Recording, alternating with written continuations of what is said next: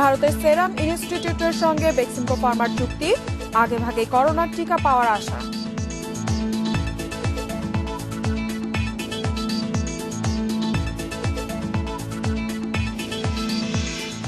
প্রাণীজ পণ্যের আন্তর্জাতিক মানের গবেষণাগার চালু, সহজ হবে উৎপাদিত পণ্য রপ্তানিতে মান নির্ণয়।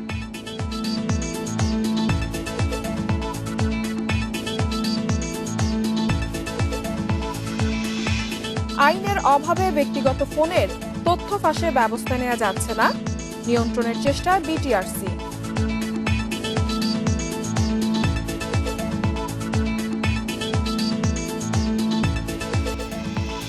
সপ্তাহের ব্যবধানে বাজারে বেড়েছে সব ধরনের নিত্যপণ্যের দাম, চট্টগ্রামে চাল মজুদের অভিযোগ।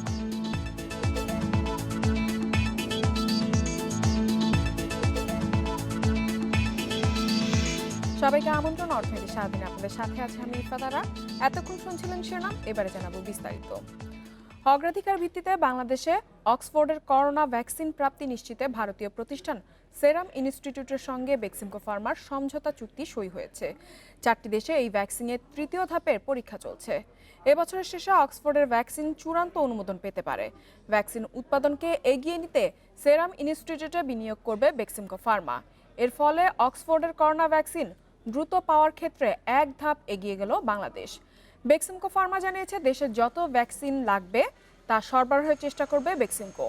সেরাম ইনস্টিটিউটের প্রধান নির্বাহী আদর সি পুরাওয়ালা ও বেক্সিমকো ফার্মা লিমিটেডের প্রিন্সিপাল শায়ান এফ রহমান যৌথ বিবৃতিতে বলেন, অত্যন্ত আশাব্যঞ্জক এই ভ্যাকসিন যাদের বেশি প্রয়োজন আগেভাবেই তাদের দোরগোড়ায় পৌঁছে দিতে একসঙ্গে কাজ করবেন তারা।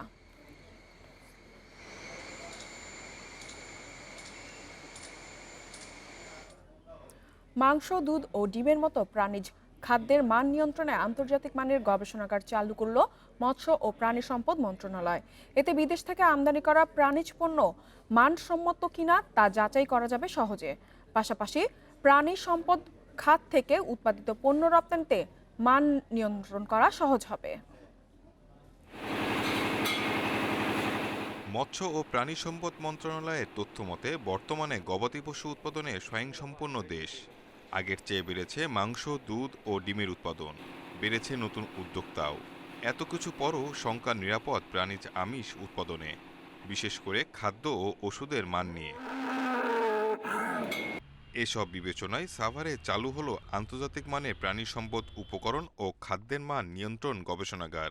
এ খাতে ব্যবহৃত ওষুধ, খাদ্য, প্রজনন উপকরণ নতুন জাত উদ্ভাবনে কাজ করবে এই গবেষণাগার। পিসিআর বলা হয় আর কি, আপনারা শুনে থাকবেন, পলিমারেজ চেইন রিঅ্যাকশন। এই পদ্ধতির মাধ্যমে আমরা সাধারণত প্রজাতিগুলো নির্ণয় করে থাকি। আমরা বিদেশ থেকে মিট অ্যান্ড বোন মিল বা প্রোটিন কনসেন্ট্রেট এগুলো আমদানি করি। সেখানে কোনো গরু বা শূকরের উপজাত আছে কিনা যেটা আমাদের ধর্মীয়ভাবে বা এবং স্বাস্থ্যের জন্য ক্ষতিকর, সেটাও আমরা এখানে নির্ণয় করতে পারি। প্রাণী সম্পদ খাত থেকে উৎপাদিত পণ্য রপ্তানির ভালো সুযোগ রয়েছে। তাই পণ্যের মান ঠিক থাকলে রপ্তানির সুযোগ সৃষ্টি হবে বলে আশা মৎস্য ও প্রাণী সম্পদ মন্ত্রীর। আমরা আধুনিক বিজ্ঞানসম্মত উপায়ে নির্ধারণ করব। এখান থেকে এই নির্ধারণের ভিতর থেকে আমরা পরিপূর্ণভাবে সারা বিশ্বের যে উন্নত প্রযুক্তি রয়েছে, বিজ্ঞানসম্মত প্রযুক্তি, তার লেভেলে আমরা পৌঁছাবো। বাংলাদেশ থেকে একটা মাছ রপ্তানি হলে সেটা যেন আমেরিকার থেকে না বলে যে এই মাছটা জীবাণুযুক্ত অথবা এটা ব্যবহার উপযোগী না। এরই মধ্যে নমুনা পরীক্ষা শুরু হয়েছে আধুনিক এই গবেষণাগারে। Shahid Ahmed, independent news, Dhaka. এ বিষয়ে আলোচনা করতে আমাদের সাথে যুক্ত হচ্ছেন মৎস্য ও প্রাণী সম্পদ মন্ত্রী সম রেজাউল করিম। মাননীয় মন্ত্রী, আপনাকে স্বাগত জানাচ্ছি আমাদের সংবাদে। আমরা প্রতিবেদনে দেখলাম যে আধুনিক গবেষণাগার স্থাপন করা হয়েছে। তো এই যে আধুনিক গবেষণাগার স্থাপন করার ফলে এ খাতের অর্থনৈতিক উন্নয়নে কেমন ভূমিকা রাখবে এবং বিশেষ করে রপ্তানির ক্ষেত্রে কতটা ভূমিকা রাখবে? ধন্যবাদ আপনাকে। আমাদের বাংলাদেশে কিন্তু প্রাণী সম্পদের ব্যাপক উৎপাদন হচ্ছে। দেখবেন আমরা কোরবানির সময় ভারত থেকে গবাদি পশু না আসলে কোরবানি হবে কিনা শঙ্কায় থাকতাম। উৎপাদন প্রক্রিয়া আমরা এমন জায়গায় পৌঁছেছি যে গত 2 বছরে আমরা ভারত থেকে কোনো প্রাণী আমদানি হতে দেইনি। বাংলাদেশে উৎপাদিত প্রাণী দ্বারা কোরবানি হওয়া সহ মাংসের পর্যাপ্ত সরবরাহ রয়েছে। বিদেশের অনেক রাষ্ট্র থেকে আমাদের কাছে হালাল মাংস, মাছ এটা রপ্তানি করার জন্য অনুরোধ এসেছে। আমাদের থেকে বাংলাদেশ থেকে ডিম, দুধ, মাছ, মাংস বিশ্বের অনেক দেশে রপ্তানি হওয়ার মতো আমাদের বিশাল বাজার রয়েছে। কিন্তু মাঝে মধ্যে কিছু অসাধু ব্যবসায়ীরা মাছের ভিতর কিছু ফরমালিন অথবা লালা জাতীয় কিছু বা অন্য আয়রন জাতীয় কিছু প্রবেশ করিয়ে দেওয়ার কারণে কিন্তু বিদেশে যাওয়ার পরে আস্থাহীনতার কারণে বাংলাদেশ থেকে পরবর্তীতে তারা এই জাতীয় আইটেম নেওয়ার ক্ষেত্রে অনীহা প্রকাশ করেছিল। মাননীয় প্রধানমন্ত্রী শেখ হাসিনা এই যে একটা বিশ্বমানের ল্যাবরেটরি করার ভিতর থেকে আমাদের যত রপ্তানি সামগ্রী হবে এবং আমদানি হয়ে যেটা আসবে সবটারই আমরা পরীক্ষা নিরীক্ষা করে এমন একটি মান নির্ধারণ করার সুযোগ পেয়েছি যেটা দেশের জন্য মঙ্গলজনক, বিদেশের জন্য এবং অর্থনৈতিক সমৃদ্ধির ক্ষেত্রে বৈদেশিক মুদ্রা অর্জনের জন্য এটা একটা অসাধারণ সুযোগ আমাদেরকে করে দেবে। এবং এই ক্ষেত্রে আমরা এই জিনিসটা দেখবেন, একটা গাভীর যে দুধটা হচ্ছে সেই দুধের ভিতরে প্রোটিনটা কত পার্সেন্ট কোন কোন ক্ষেত্রে রয়েছে সেটাও কিন্তু এখান থেকে নির্ধারণ করতে পারবো। আমরা নির্ধারণ করে বলে দিতে পারবো যে এই গাভীকে যে জাতীয় খাবার দিচ্ছেন এই খাবারই যথেষ্ট নয়, তাকে অন্যান্য এই জাতীয় খাবার দিতে হবে। আবার মাছের জন্য, গবাদি পশুর জন্য যে খাবার দেওয়া হবে অথবা গবাদি পশু থেকে যে সকল আইটেম তৈরি করা হবে সেটাও এই ল্যাবরেটরিতে পরীক্ষার ভিতর থেকে এর মান নির্ধারণ করে সারা দেশের জন্য আমিষ পুষ্টির চাহিদাকে যেমন স্বাস্থ্যসম্মত, বিজ্ঞানসম্মত করতে পারবো, দেশের বাইরে যেটা রপ্তানি করব সেটাও ঝুঁকি মুক্ত হয়ে দাঁড়াবে। সামগ্রিকভাবে বলা যেতে পারে যে এই খাতে আমরা বিশ্বমানের একটি পর্যায়ে আমরা পৌঁছে যাচ্ছি। একটু আপনার কাছে জানতে চাইবো, প্রান্তিক পর্যায়ে যেসব খামারি রয়েছে তারা কিভাবে এই কার্যক্রমের সাথে যুক্ত হতে পারবে, এর সুফল কিভাবে তারা পাবেন? প্রান্তিক পর্যায়ে বিচ্ছিন্নভাবে এক একজন করে আসার সুযোগ থাকবে না, তবে যারাই এটাকে পরীক্ষা নিরীক্ষার জন্য চাইবে আমাদের উপজেলা, জেলা পর্যায়ে কর্মকর্তা রয়েছে, তাদের কাছে তারা এই বিষয়টা উপস্থাপন করলে সেখান থেকে আমরা স্যাম্পলটা সংগ্রহ করব বা তাদের যে বিষয় অভিযোগ রয়েছে সে বিষয়টা আমাদের কাছে পৌঁছে দিলে আমরা ল্যাবরেটরিতে পরীক্ষা নিরীক্ষা করে তাদের যে প্রত্যাশিত ফলাফল সেটা আমরা তাদের কাছে পৌঁছে দিতে পারবো। আমাদের শুধু উপজেলাই নয়, একেবারে গ্রাম পর্যায়েও কিন্তু আমাদের ফিল্ড অ্যাসিস্ট্যান্টরা রয়েছে। ফলে বাংলাদেশের একেবারে প্রান্তিক পর্যায়ে খামারি, চাষি, ব্যবসায়ী বা প্রত্যক্ষ পরোক্ষভাবে যারাই সম্পৃক্ত আছেন তাদের সকলের জন্য কিন্তু দ্বার উন্মুক্ত। এটা শুধু সরকারি না, বেসরকারি প্রতিষ্ঠানও যদি এখান থেকে পরীক্ষা নিরীক্ষা করাতে চান সেটা আমরা করব এবং আমরা একটা বাধ্যবাধকতা করব যে বাংলাদেশ থেকে যা কিছু বিদেশে রপ্তানি হবে সেটা কিন্তু এই ল্যাবরেটরিতে পরীক্ষা করে মান নির্ধারণ না করা ছাড়া বিদেশে যেতে দেব না। কারণ বিদেশে অযৌক্তিক বা অপ্রয়োজনীয় আরেকটা বা বিষয় একটু আপনার কাছে জানতে চাইবো মাননীয় মন্ত্রী, প্রোডাক্ট ভেরিয়েশনের ক্ষেত্রে আপনারা এই গবেষণাগার কিভাবে ভূমিকা রাখবে? আমরা জানি যে আমাদের দেশে কিন্তু শুধুমাত্র আমরা ডিম অথবা দুধের উপর নির্ভরশীল, এর পরিবর্তে আরো যে ধরনের প্রোডাক্টগুলো রয়েছে সেগুলো আনার ক্ষেত্রে কি ভূমিকাটা রাখবে? আপনি লক্ষ্য করে দেখবেন আমাদের এই ল্যাবরেটরিটার নামই কিন্তু আছে প্রাণী সম্পদ উৎপাদন উপকরণ ও প্রাণীজাত খাদ্যের মান নিয়ন্ত্রণ। প্রাণী জাতীয় খাদ্য যেটা আসবে শুধুমাত্র এই কটার ভিতর না, এই জাতীয় খাদ্য যেটা আসবে তারই কিন্তু মান নিয়ন্ত্রণের জন্য এই ল্যাবরেটরি।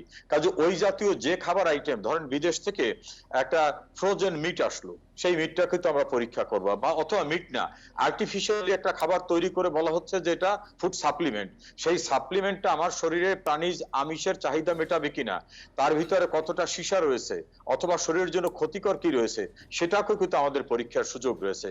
আমরা ক্রমান্বয়ে কিন্তু খাদ্য দ্রব্যের সকল পরীক্ষাটাকে আমরা ল্যাবরেটরির মধ্য থেকে চূড়ান্ত আকারে নিতে চাই, যাতে বাংলাদেশের মানুষের জন্য অস্বাস্থ্যকর অথবা জীবাণুযুক্ত বা ক্ষতিকর কোনো আইটেম যেন বাংলাদেশে না আসতে পারে। মাননীয় মন্ত্রী, আমাদের সাথে যোগ দেওয়ার জন্য আপনাকে অসংখ্য ধন্যবাদ।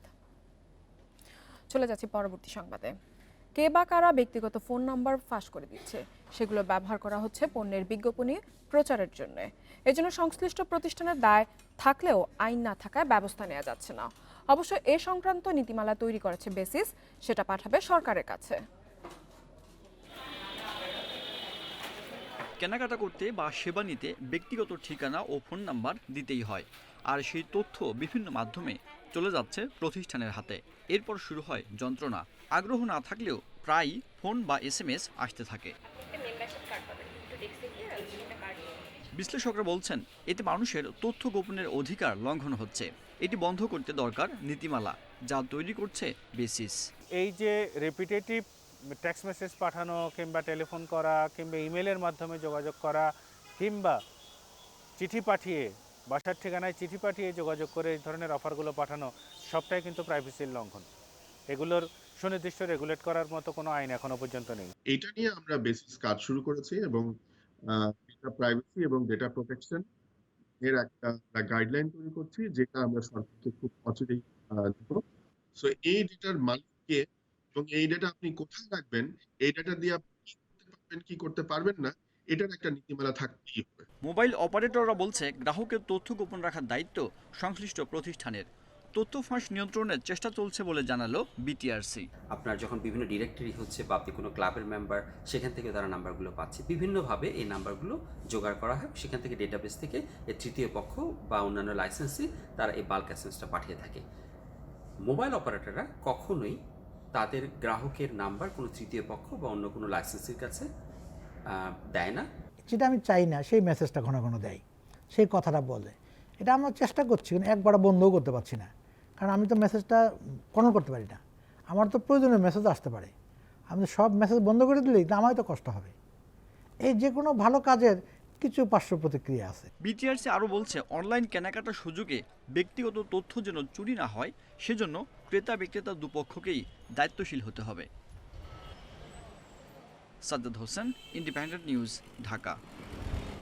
সপ্তাহের ব্যবধানে বাজারে চাল, পেঁয়াজ, আদা সহ বেড়েছে প্রায় সব ধরনের নিত্যপণ্যের দাম। 50 টাকার কমে নেই কোনো সবজিও। এজন্য বন্যা ও কম যোগানের অজুহাত দিচ্ছেন বিক্রেতারা। বাজারে দাম নিয়ন্ত্রণে নেই কোনো তদারকিও। রাজধানীর মোহাম্মদপুর কৃষি মার্কেট। প্রতি কেজি কাঁচামরিচ বিক্রি হচ্ছে 200 টাকা পর্যন্ত। 50 টাকার নিচে নেই কোনো সবজি। কাঁকরোল, পটল, বেগুন, করলা বিক্রি হচ্ছে 80 টাকা পর্যন্ত। অনেক বন্যা, জায়গাটা তো কমে গেছে, সবজি তো বেশি হইতে হবে, সবজি তো কমতে হবে। এটা অবশ্যই যৌক্তিক না আসলে, কজ মোস্ট অফ দ্য পিপলের কাছে এখন এনাফ মানি নাই। গত সপ্তাহের চেয়ে প্রকারভেদে চালের দাম কেজিতে বেড়েছে 2 টাকা। আলু, আদা, পেঁয়াজ, রসুনের দাম বেড়েছে 5 থেকে 20 টাকা পর্যন্ত। এর কোনো যথাযথ কারণ দেখাতে পারেননি বিক্রেতারা, আর লাগামহীন দামে ক্ষুব্ধ ক্রেতারা। তো মেলারেরা মনে করেন না, মানে গৃহস্থ থেকে কিনা ওরা নিজেরা স্টক করে আমার দামটা বাড়ায় দিচ্ছে। সরকার এটা তো ভর্তুকি দেয় বা জামনি উৎপাদন করে ইয়ে করা উচিত, একটা ব্যবস্থা করা উচিত। গরুর মাংস ও মুরগির দাম না বাড়লেও ডিমের দাম প্রতি হালিতে বেড়েছে 2 থেকে 4 টাকা পর্যন্ত। বেড়েছে মাছের দামও। পানিটা টান দিয়ে দিলে এর তেলাপিয়া হবে 110-20। সরকারি বাজার মনিটরিং করা হয় না, করলে তাহলে এইরকম মাছের দাম বাড়তে পারে না। বাজার বিশ্লেষকরা বলছেন নিত্যপণ্যের দাম বাড়ার সুযোগ নেই। সাপ্লাই লাইন যাতে কোনোভাবেই ডিসরাপ্ট না হয় সেদিকে সে লক্ষ্য রাখা বাণিজ্য মন্ত্রণালয় নয়, সব মন্ত্রণালয় মানে সরকারকে নজরদারি বাড়াতে হবে। নিত্যপণ্যের বাজার নিয়ন্ত্রণে সরবরাহ সচল রাখার পাশাপাশি তদারকি বাড়ানোর তাগিদ বিশ্লেষকদের। Sohel Rana, independent news, Dhaka. এদিকে চট্টগ্রামে কমছে না চালের বাজারের অস্থিরতা। দাম বাড়ার জন্য করোনা ও বন্যা পরিস্থিতিকে দায়ী করছেন ব্যবসায়ীরা। তা সাথে আসছে মজুতদারির অভিযোগও। বাজার নিয়ন্ত্রণে চাল আমদানির প্রয়োজন দেখছেন অনেকেই। চট্টগ্রামের বাজারে সপ্তাহের ব্যবধানে চালের দাম বেড়েছে বস্তা প্রতি 50 থেকে 100 টাকা। বেশ কিছুদিন থেকেই চালের বাজারে অস্থিরতা চললেও দাম বেশি চড়া হতে শুরু করে ঈদের পর থেকে। বিভিন্ন দোকানে বিভিন্ন রেট থাকে, এখন এখানে আসলে কোনো কন্ট্রোল নাই। চালের বাজারে অস্থিরতার পেছনে করোনা পরিস্থিতি ও বন্যাকে কারণ বলছেন ব্যবসায়ীরা। আসছে মজুতদারির অভিযোগও। গভর্নমেন্ট ধানের যে বাজারটা দিছে, ধানের বাজারের সাথে চাউলের বাজারটা কোনো মিল না, যার জন্য আমরা মিলুয়ারা চাউল দিতে পারতেছি না। এই সময় কৃষকের হাতে কোনো দাম নাই, সব দাম ব্যাপারের মধ্যে মজুত করে ফেলছে। এই কারণে ধানের বন্যাকে পুঁজি করে একটা ক্রাইসিস সৃষ্টি করছে। ক্রাইসিসটা সৃষ্টি করার পরে গিয়ে ধানের বাজার বাড়ি গেছে, চালের বাজার বাড়ি গেছে। বর্তমান পরিস্থিতিতে চাল আমদানির প্রয়োজন দেখছেন ব্যবসায়ীদের অনেকে। সময় মতো উদ্যোগ নেওয়া না হলে বাজার নিয়ন্ত্রণের বাইরে চলে যাওয়ার আশঙ্কাও দেখছেন তারা। 20-100 টাকা বাড়ি গেছে, যদি আজ 15-20 দিন পর যদি ইনপুট না দেয় আর 200-200 টাকা বাড়বে, কেজি দিলে আর 10-20 টাকা 500 টাকা বাড়ি যাবে। ইনপুট ছাড়া আপনার বিকল্প কোনো ইয়ে নেই আপনার। সরকারের পক্ষ থেকে বলা হচ্ছে দেশে চালের মজুদ পর্যাপ্ত রয়েছে। তাই সংকটের আশঙ্কা নেই। তবে প্রয়োজন হলে আমদানিতে আগ্রহী সরকারও। অনুপম শীল, ইন্ডিপেন্ডেন্ট নিউজ, চট্টগ্রাম। গেল এক বছরে সোনালী ব্যাংকের পরিচালন মুনাফা বেড়েছে ৫৮%। ব্যাংকটির ব্যবস্থাপনা পরিচালক ও প্রধান নির্বাহী দায়িত্ব গ্রহণের ১ বছর পূর্তি উপলক্ষে সংবাদ সম্মেলনে এ তথ্য জানানো হয়। ব্যাংকের ব্যবস্থাপনা পরিচালক আতাউর রহমান প্রধান জানান, গেল এক বছরে সোনালী ব্যাংকের খেলাপি ঋণ কমেছে প্রায় ১৪০০ কোটি টাকা। করোনার মধ্যেও ঝুঁকি নিয়ে সেবা নিশ্চিত করতে গিয়ে ব্যাংকের প্রায় ১১০০ কর্মী আক্রান্ত হয়েছেন, প্রাণ হারিয়েছেন ১১ জন। তবে করোনা সংকটের কারণেই ডিজিটালাইজেশনে দ্রুত গতিতে হয়েছে বলেও জানান ব্যবস্থাপনা পরিচালক। তিনি আরও বলেন, হলমার্ক কেলেঙ্কারির ক্ষত কাটিয়ে আবারও লাভজনক শাখায় পরিণত হয়েছে ব্যাংকটির কন্টিনেন্টাল শাখা। এছাড়া করোনার প্রণোদনা ঋণের ৭২% বিতরণ করেছে সোনালী ব্যাংক।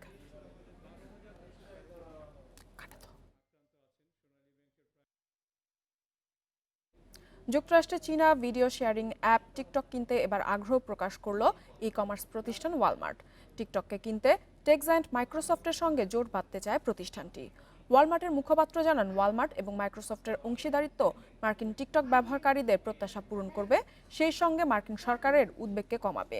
এদিকে নিরাপত্তার স্বার্থে টিকটকের মার্কিন অংশ বিক্রি করতে ৯০ দিনের সময় বেঁধে দিয়েছেন প্রেসিডেন্ট ডোনাল্ড ট্রাম্প। ট্রাম্পের হুঁশিয়ারির পর টিকটকের মার্কিন অপারেশন পুরোপুরি কেনার জন্য মাইক্রোসফটের ওপর চাপ দেওয়া হচ্ছে। ১৫ সেপ্টেম্বরের মধ্যে কোনো মার্কিন কোম্পানি যদি টিকটককে কিনে নিতে ব্যর্থ হয়, তবে মার্কিন প্রেসিডেন্ট টিকটককে নিষিদ্ধ করার কথা বলেছেন।